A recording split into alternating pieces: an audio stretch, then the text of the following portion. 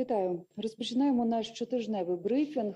Сьогодні Welcome to our weekly briefing, treatment and rehabilitation of the military personnel of the Ministry of the Interior during the full-scale invasion of the Russian Federation of the territory of Ukraine.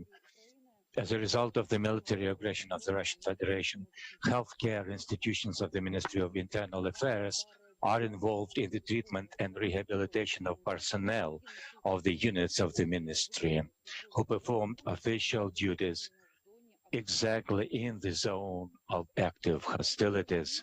In the wake of the start of the war, the healthcare system organization in this Ministry of the Interior has changed dramatically. Previously, we had few institutions providing surgical or orthopedic care. Since the beginning of active hostilities, as I have mentioned, all institutions of the healthcare system have switched to a 24-hour mode of operation and rearranged their capabilities to care for the wounded. A significant proportion of the wounded previously were taken to the communal hospitals, and we would take them in 2 or 3 days' time into the hospitals of our ministry.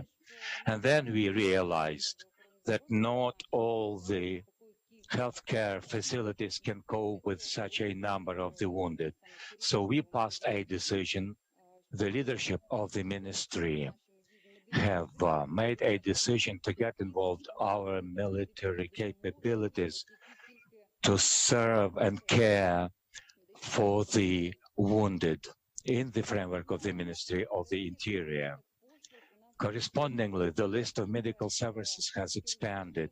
First of all, these include the surgical care and specialized types of medical rehabilitation. For example, we used to have a small number of patients with a musculoskeletal system, but when the war broke out, the number of wounded has not only increased, but the scope of the services and diagnoses have become more complicated.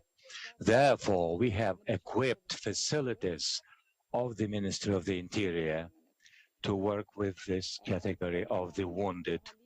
Let us look into how the treatment generally is provided, and we will divide that into some stages, including acute period of treatment, rehabilitation, and medical and psychological rehabilitation, including others, but I will begin with the first one, the self and body aid directly on the battlefield, where we also get involved paramedics and combat medics.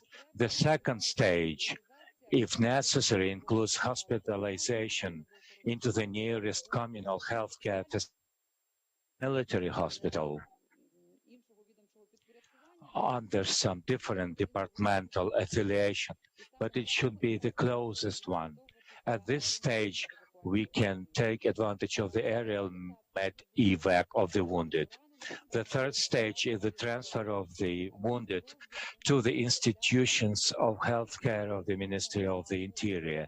As of July the 8th of the current year, the Territorial Medical Association have provided outpatient treatment to more than 500, inpatient treatment, 1,700, and medical and military medical examination have been provided to more than 500 wounded.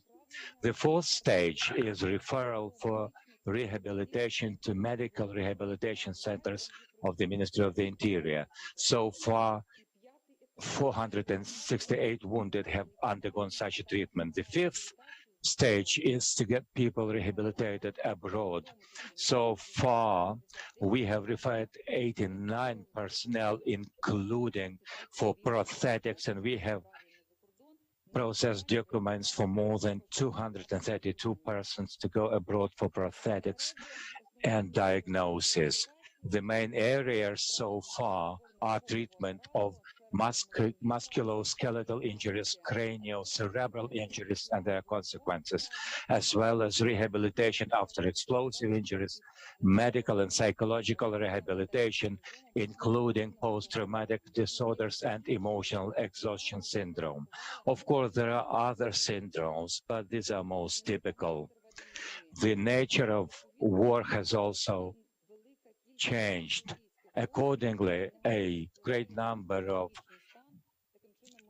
artillery barrages have influenced the mental state of our personnel, including mental problems, and we look into how to get rehabilitation help for this kind of personnel. Measures are also being taken to provide social security for family members of the personnel who died or who were captured or killed, members of the central executive bodies, and we are talking about the family members.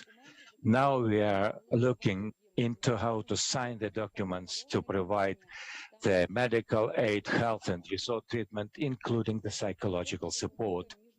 As for the international partners and their health, the Ukrainian medical facilities are receiving a large number of medicines, dressing materials, personal protective equipment, first aid kits, etc.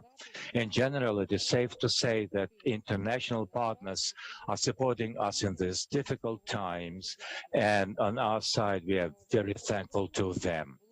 From the state budget, we have procured 23 specialized ambulance vehicles during the wartime. But however, we are facing some needs, including specialized ambulance vehicles for emergency medical assistance of types B and C, tactical medical first aid kits, treatment, diagnostic, rehabilitation, and medical equipment. At this point, this is all I have to say. Thank you, and I am ready to answer your questions if there are any. Thank you.